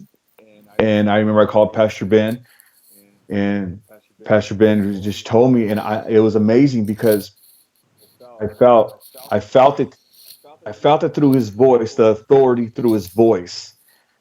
I said, Pastor, you know, I told him, hey, Michelle has cancer, you know, Sister Michelle has cancer, and you know, it's stage 4. You know, he said, Angel, I'm gonna renew your vows for your 25th anniversary.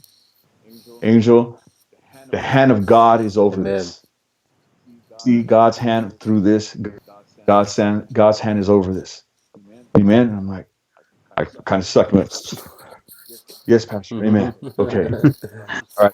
Real quick, kind of snapped me out of it. Like, okay, like wait a minute. You know, God's good at all times. You know, God's good at all times, and it was just like hung up the phone with him, and my wife's like, honey, I'm going to be okay. I'm going to go into this, and I'm going to be okay. I'm going to fight this. And I mean, through it all, through the 6 months, it was 6 months, I believe it was 6 months of just seeing from, you know, the beginning to the end of just like, you know, the tubes down her, you know, chest area for the chemo treatment to, you know, us spending our 7-year anniversary in the hospital. She had an operation done. And I remember just through that time frame, though, I remember in the morning when I'd get ready to go to work, in the shower, I would see her hair I don't know if she's probably listening to this, but and I would see the hair in the shower where her hair was falling out. And she told God, God, don't take my Mm. hair. Don't take my Mm. hair. And I remember the early in the morning, she was asleep and she'd be sleeping. And I remember looking down and I would see all the hair and it would just drive me to tears. And I'm like, God, you said by your stripes we are healed. God, you said so, God.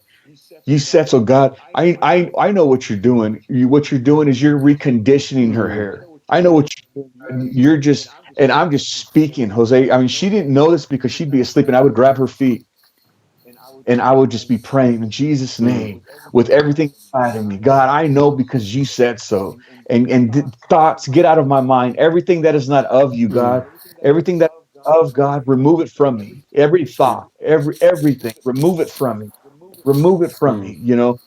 And just the groaning. I remember she'd be like the medicine was so strong where sometimes she would just be like groaning in her sleep, and it'd be like 2 or 3 in the morning, and I'd be sitting bedside, and I would hear her. And as a human, you're just like you don't want to hear that. Mm. I wasn't going to hear that, and I would just like, oh man, this is.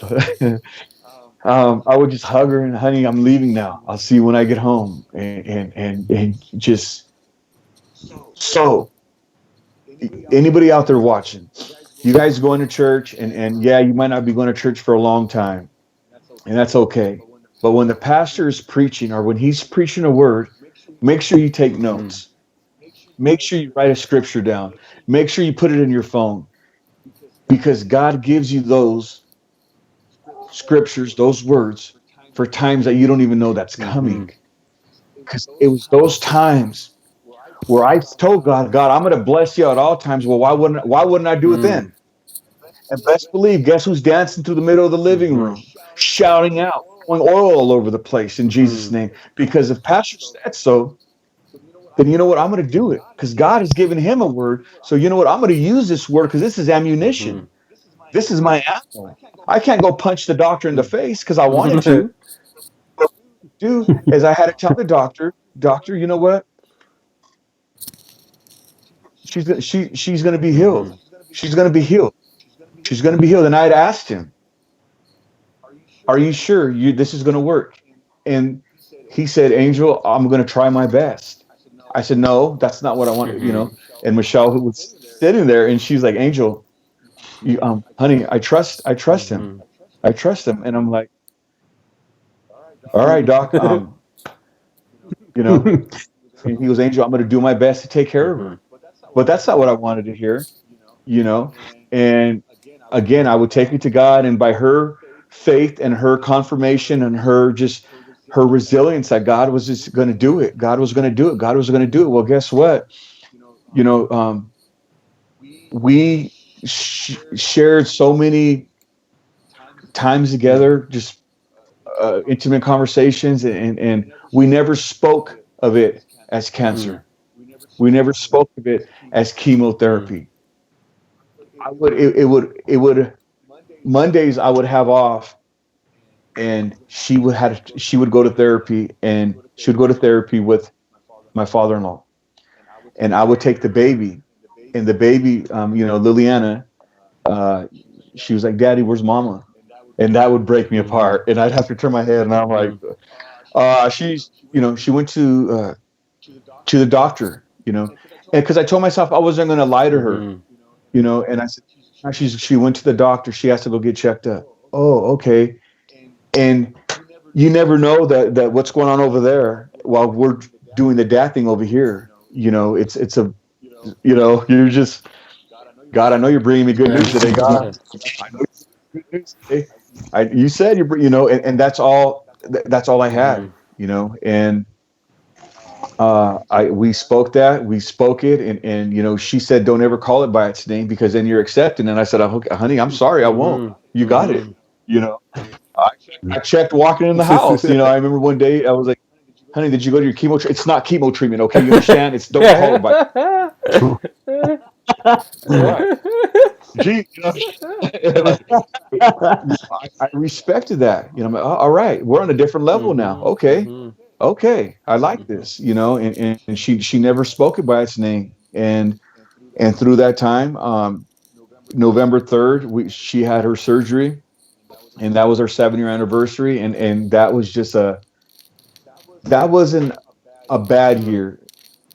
It was a beautiful year because it was like, well, she was my anniversary Mm. gift, Mm. and I just want to know it what was song you play. amazing. I'm I just sorry. want to know what song you play on your anniversary, brother. Come on, Jose. I'm just kidding. Some Uh, R. No. Kelly. Just kidding. Uh, That's good. uh, May 23rd. Was it May? No, it wasn't. I'm sorry. It was like November, like I forgot the date it was. She went back for her checkup, and the doctor said that everything was gone, Wow. that everything looked good. Mm. And then it was, she's probably going to punch me when I get out of here. I don't remember the date. Oh my gosh.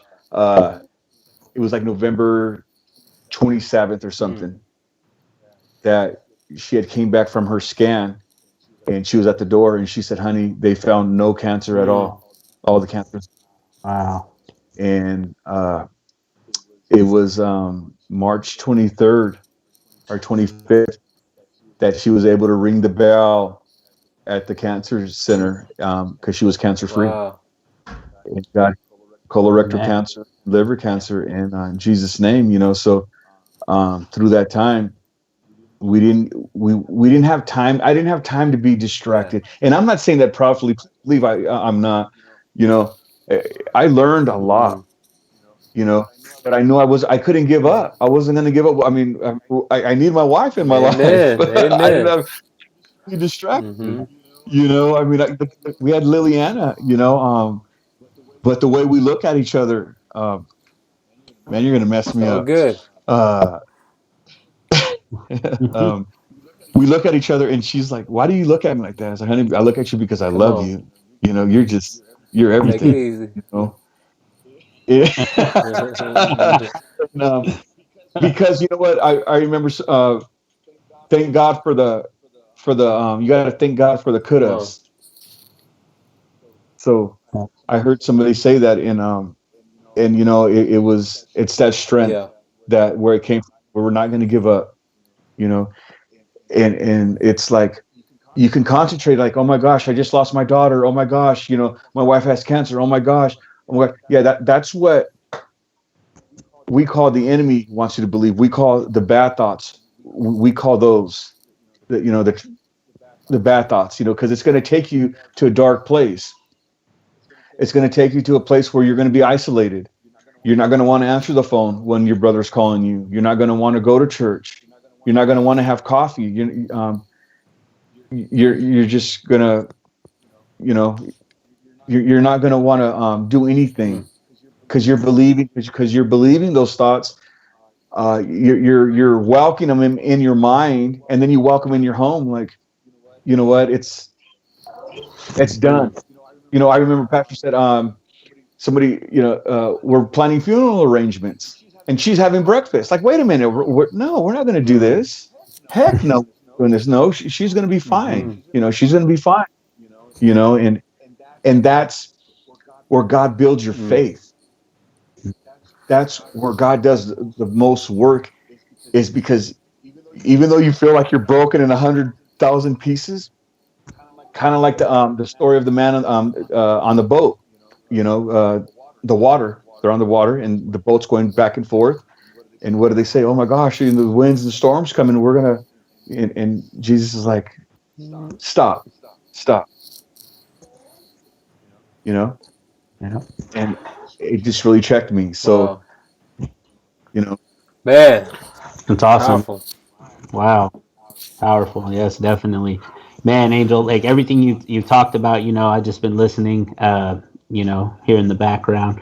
But I remember, all those days specifically, man, and I know that like you said during that time, man, I was like I was just in admiration of like the love you had for God. You know, a lot of people would turn away or be angry, like you said. Those are real feelings, but like you said, you didn't succumb to those feelings because you knew, you know, like you said, those things could take you to a dark place. But man, I thought that was so powerful, you know, and also even from the beginning when you said, you know, how you felt like, oh, you weren't worthy of God's love in the sense of you were a bad person. You know, I hear a lot of people when you ask them like, hey, you know, like you talk about God or you know, you try to plant that seed, and a lot of them are like, oh, I'm not ready, right? And we'll never be ready, you know. And like you said, even during the process of being saved, you still had distractions, you still had issues and problems that you were facing, and you still made mistakes during that walk with God, but you continued on pressing forward, you know, to develop that relationship with God. And you know, I hopefully, you know, tonight, if anybody's listening and they're dealing with those distractions in the sense of like, I'm not ready because of who I am, or I'm not ready to give certain things up, you know, God will obviously make a way, take those things from you, and you know, continue to keep you on the right track. And you know, I know you said, you know, you had money, you had no money, you know, and then I know that, you know, you're blessed in the, you know, the industry that you're in now. I see your pictures on Facebook, man, on top of those high rise taking pictures, man. You know, what a beautiful view to have in the morning. And so, you know, prove that God's blessings will, you know, far surpass what you can even think that you're worthy of or where you're going to end up at. And so, yeah, so jumping, you know, we're going to kind of wrap it up. I know we had you on for a little while. I don't want to keep you too long. But like, you know, overcoming distractions, how or what, you know, has helped you overcome distractions, especially like where you are today. I know we talked from the beginning, it was like you really had nobody to count on or accountability in the sense it was only yourself. But a lot of people don't have that self willpower, you know, to overcome things on their own, you know, but you had a determined, you know, mindset, you know, you didn't want to fail, you wanted to keep going. So where we are today, what has helped you, or how have you overcome distractions currently in your life? You know, it's now it's relationships with my brothers. You know, the real, again, you know, real conversation, because and you know, you guys, I see you guys, you know, there's brothers out there, you know, I can go through the whole list, but um taught me how to love another brother, you know. Don't be embarrassed to approach another brother. um be careful, because you never know what another brother's going through. um so what I'm saying is just being genuine with the relationship, you know, like journeyman, you know, thank God for journeyman that you know, was able to be a blessing in my life, and that I'm able to be a part of, and that some of us are at a discipline level where we're not going to be at thirsty Thursdays at the Come on. nightclub. Watch out. You know, we hold each other accountable. You know, and I'm not going to say any names, but there's one brother that in the midst of when I was going through that, he asked me, he goes, Angel, what do you think God's doing? What was the question? He goes, Angel, what do you think? What do you think your full potential is with God, in a sense? And I'm like, I don't know. I didn't tell him I didn't know, and I was like, and guess what? He had my mind just thinking, like, what did he mean by that? You know, and what he meant is that God wants to use me in a whole different lot of areas. Just be obedient and say yes, and just love people, you know, and I love people from all walks of life, you know, and it's just keeps those genuine relationships with the brothers, and just, you know, obviously prayer, obviously God's number one, you know, don't get me wrong, God's number one, but you know, also it's iron sharpens iron, you know, being able to have a real conversation with another brother. I think I keep saying that, like, but it helps, you know. Why do people go to counseling, right? Why do people go, you know, to these men groups and all this other stuff? It's because they need help. They need some type of maybe mental guidance, you know, physical struggling, you know, a coach or something. But you know, thank God that we have each other, you know, that we're able to talk, about um, Mm. anything, you know. Yeah, definitely. Definitely, I think too. How you said, just having that person that you can be, transparent with. Hey, I'm going through this, but we just want to let everybody know out there. Journeyman isn't just for the person that goes to church. Isn't for the person that just knows God. There may be, Journeyman has connected people from different types of faith, different walks of life. What we want to do is, we want to be there for them, like you said, love on everybody, because that's the only way we're going to show the love of God. Is He loved us enough to pull us out of the lives that we were living and where we were. We want to be able to do the same, and to love on those around us, to say, hey, you don't look like me, you don't walk like me, you don't talk like me, but I still love you because you know what, God created you just like He created me, Mm-hmm. and I think that's awesome, Brother Angel, how you said in the beginning you walked into church and people were hugging you. You didn't look like everybody else.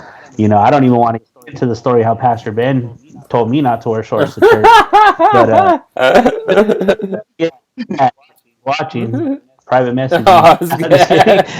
good.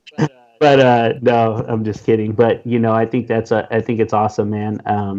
Like you said. And what about your mental health during those time of distractions? What kept you grounded, or what did you use? Because I know, like right now, man, like you said, mental health is a big issue for a lot of people. I always say, for the believer as ourselves, we have an anchor. You know what I mean? We find a hope. And during this time, everything's been shaken. Maybe people found hopes in their jobs. Maybe people found hopes in friends that aren't there anymore. Maybe people found hopes in their money. And everything's gone. At this point for a lot of people. So, what can you say during distractions can give you some hope? That for mental health. um, and that's good because I was talking to my wife the other day about that. Um, well, what brought up the topic is because we were very fortunate during this time, went through her whole sickness and all that. That my job's benefits, we had great benefits that actually covered everything, Wow.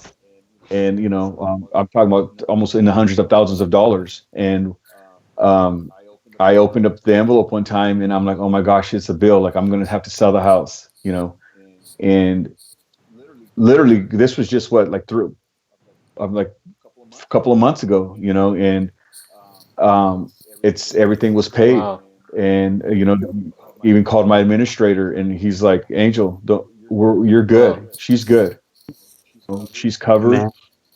I'm like, are you, he sent me the book and he highlighted it for me, and he's like, read this page, and here it is. And I'm like, Mm. wow, and that was just, so it was just, that really, it just blew me away.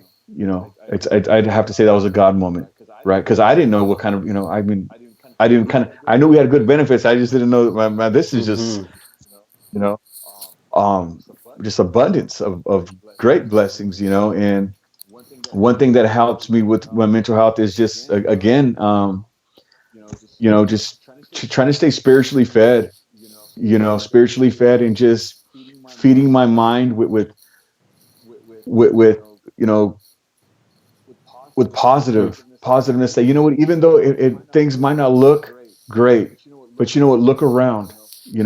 I remember somebody once told me, you're blessed when you have more meals than money. Mm. So I remember I opened the refrigerator the other day, and I used that. I said, man, we're blessed when we got more meals than money. And again, That's good. I mean, it's just, the lights are on. I was working 3 days a week.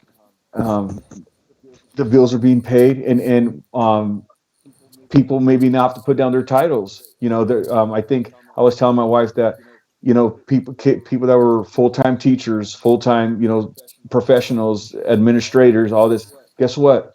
Now you're learning how to be a full-time dad and a full-time husband and a full-time, you know, and no offense at all to, but it's kind of true, because now I'm actually with my family all day long, and it's like, man, honey, you know what? You're pretty strong at this. You're way better than I am, but but you kind of understand, like, hey, you gotta do your Mm-hmm. part.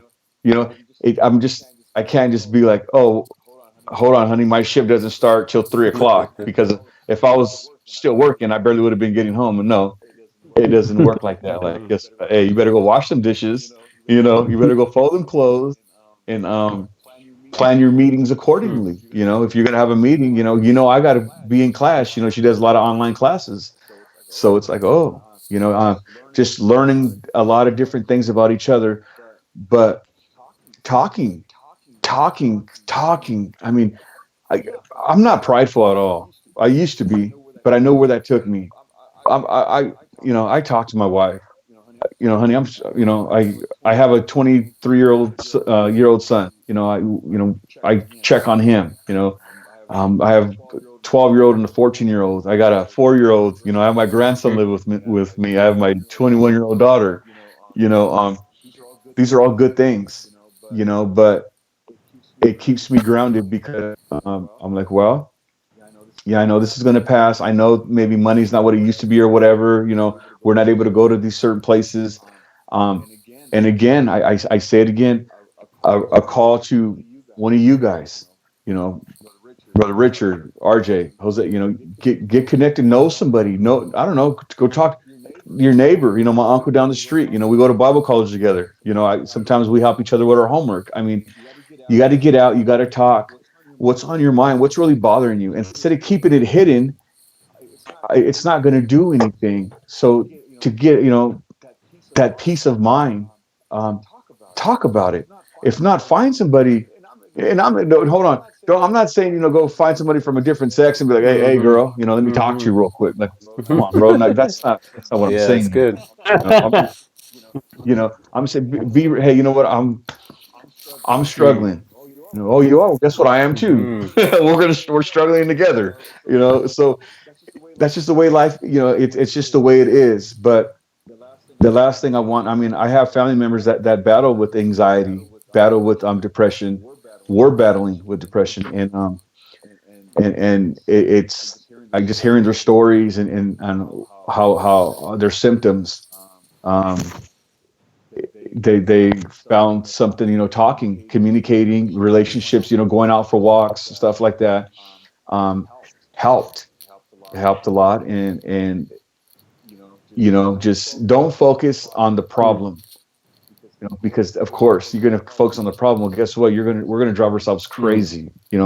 Nobody knows when this stuff's going to pass, but little by little, you're seeing.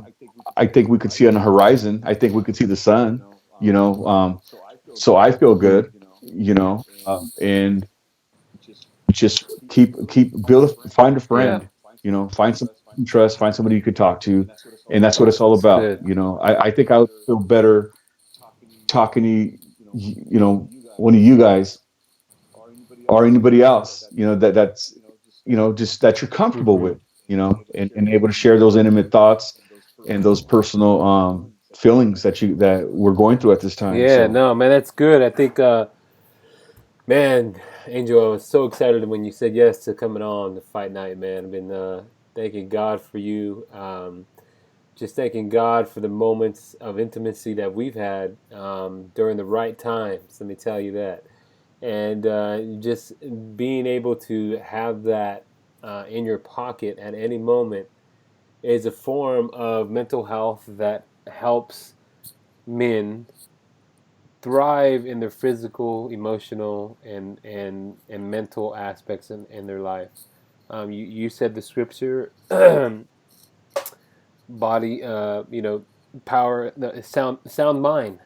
How do you do that right now, right? How do you do those through the distractions? And your testimony, your life is a living, breathing testimony of that.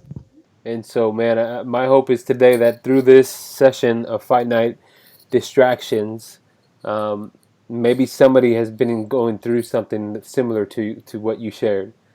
And so we pray and we hope that this session has really helped somebody. And man, we're super excited for your path and where you're going, right?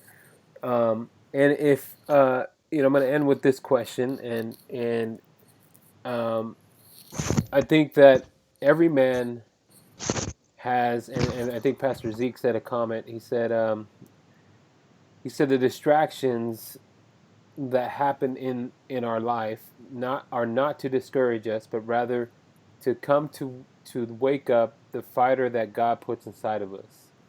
And that's pretty much true. That right there is God gives us the moments in times of do you trust me? Right? The book of Job, over and over, there's so many stories. You said it yourself on the water, the choppy water. Are you going to jump on the boat and hold my hand? And the water is shaky and choppy, and don't look down, right? Don't look down. Yeah. Just look forward. And I'm just going to encourage every man that's watching this broadcast today that somehow, some fashion, through the distractions of your life, maybe you lost a job right now. Maybe through this whole COVID situation, you lost your business, you lost all your investments, or you lost a family member, you lost peace, and all you're turning to right now is the distractions of alcohol, the distractions of marijuana, drugs to calm or numb the pain that you're dealing with. And I just want to throw that challenge for anybody who's watching this right now. Shoot us a message. Shoot Journeyman a message on Facebook. You can email us at journeymannation.com. No matter where you're at in the United States or in the world, there is hope. There is hope. You don't have to be a statistic. You don't have to be a homeboy from Los Banos, Mocoso, to you can change your life. He can change your life. He can put you into something. But even in that, there's going to be hard moments, right? There's going to be hard moments. There's going to be distractions. But the best thing that we can turn to is the source, and that's the number one. That's God, and He's our source. He's our strength. He's the one. And then through the body, which is we are the branches, right? The journeyman is part of that branch, and so we want to encourage any man that is going through some distractions at this moment, and we know there's a lot of them. There's a lot of mental health issues based off of that what's happening at this moment, and man, we just want to encourage you that don't give up. Keep looking forward. Look at what's ahead, because your past doesn't determine your future. In God. And God is our source. God is the hope. And so, last question is, Angel, is what is your superpower, man?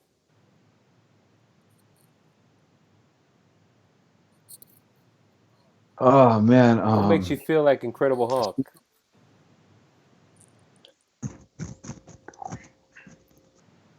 I just I think I just love people. Yeah. That's the only thing I can, that's it. That's good, man. And it reflects, right? It reflects. Smile, though, man. Hey, that question always stumps everybody. You're not the only one. So it even stumps me sometimes. I like to end it off with that, just for people to think about their superpower, their inner self, their inner self that is there, the God-given potential that God has put in people's life. It's there. You fight through the distractions and get to it, man. So, man, thank you, brother Angel, my brother. Thanks for those times. And and Go and, ahead. and you know what? If you just let me touch on it just for a minute. The reason why I said love is because I know what it feels not to Come be on. to feel not Yeah. loved, to feel to lack in that, to seek affirmation in that. But when God just picks you up and turns you around and places that in your heart, like, you know what, whoever it is, you're not the only one out there. You're not the only one that's been Yeah. through it. You're not the only one that's been through it. You're not the only one that's struggling with it. It's not awkward. It's Come not on. weird. It's not all this, oh, that's creepy. That's this and that. No, it's Yeah. real. You know what? And God did it for me. Man. He'll do it for That's you. right. And so that's why it's just, whoever it is, just don't be Yeah. embarrassed. Don't be afraid. That's good. Do it all. Show me the badge, bro. You got a badge? You got a shirt too? Dang, he's got the nice shirt. Look at that. That's awesome, man. Yeah, Where'd you get that shirt at, man? People are throwing. for sure. That's good. No, man. Thank you, Oh Brother man, you Angel. guys Thank are. you so much, man. Thank you You're for your welcome. transparency, your Thank honesty, you. your willingness to share what God has done in your life through the distractions in your life, and just thank you for living out the gospel, man. And we're excited, man. We're excited for next week, next Friday, man. We have another powerful man with some amazing stories. Man, next week we're going to talk about overcoming similar distractions, but overcoming, man, with Luami Diaz, nationally travelist individual, powerful testimony, come from a different background, man, I think it's gonna assist in areas of the church and hopefully connect people to the church and to faith. And man, I think it's gonna be really good. So next Friday at 7 p.m. and then the following week, man, we're gonna touch on men's health. Got a Dr. Victor Chin from Medical Ambassadors. He's going to be talking in about men's health and kind of encouraging us and what it means to be spiritually healthy, physically healthy, and mentally healthy. And man, Dr. Chin is an awesome dude, and touching and changing lives around the world. So tune in next Friday. RJ, you got any closing comments, man? No, just as usual, man. If anybody's struggling out there, make sure you message us. Like Jose said, inbox us. If we're here to pray for you guys, but if you guys need extra help, we're going to connect you to those resources. Maybe you're struggling trying to find some food banks. I know Jose knows a few places. Struggling with maybe jobs and whatnot. We'll try to connect you to some resources, whatever we can. To try to ease up some tension during this time. If you're struggling, just in your home as a dad, husband, reach out, man. We know domestic violence is at all-time high. Mental health is at all-time high. We just want to be here to be an encouragement, try to get you guys through it. So feel free to reach out. For sure, man. Appreciate it. RJ, thanks, guys. And so thanks, Brother Brother Thank Angel, you, guys. man. We'll see you next Friday, man. Tune in from the screen. But do us a favor, guys. If you watch this, tune in next Friday at 7 p.m. Luami Diaz is going to be a great story to hear and be equipped and learn. So get out your pen and paper and just jot some things down as these nuggets heard. And so a couple comments. David Burciago, man, thank you. 3 very encouraging and powerful, man. Thanks for tuning in, Dave. Good to see you, man. I miss you, bro, and looking forward to connecting soon. Pastor Zeke Baron said he needs a shirt. These shirts are coming. They're pretty pricey now, so we got to figure out how to do that. But we'll get there, man. We'll get there. But we appreciate everybody tuning in, man. We'll see you guys next Friday at 7 p.m. All right, guys. Take care. Amen. Journeyman is a space that we've created for men to come and just depend on one another, to know that you're not alone, that you're not the only one that faces the issues that you're facing, and that there is a way to overcome it. It's a space where men can come together to make a collective impact, learn from each other, grow together, and be accountable to each other. We aim to build, connect, and empower men through practical living experiences and everyday life based off biblical principles. Whether it be a financial difficulty, whether it be problems in your marriage, maybe you feel that you're not a good enough father, you're not doing a good job, you're not alone. A lot of men feel the same way you feel. You can come, be who you are, and be encouraged to know that somebody else has been through what you've been through, and they've been able to overcome it. And it's brought me closer to God. I could express myself. They're there for me. And when you think you're alone and you're falling, they're there to catch you. It holds me accountable to be a better man, to be a better father. It's helped me to grow a deeper relationship with Christ, to understand who He truly is. It's given me an accountability that I never had before. It's helped me to be a better husband. It's helped me to be a better father. It's helped me to lead by example. That we're seeing other churches taking on this brand, men connecting with other men, having coffee, building relationships, and that's what Journeyman is, and we believe that it is working. We're seeing Journeyman growing to new levels. We're seeing men being empowered. We're seeing young men growing up to be great journeymen for their families. We think journeymen is going to continue to grow for people like myself who never thought they would be at a place living purposefully in their life.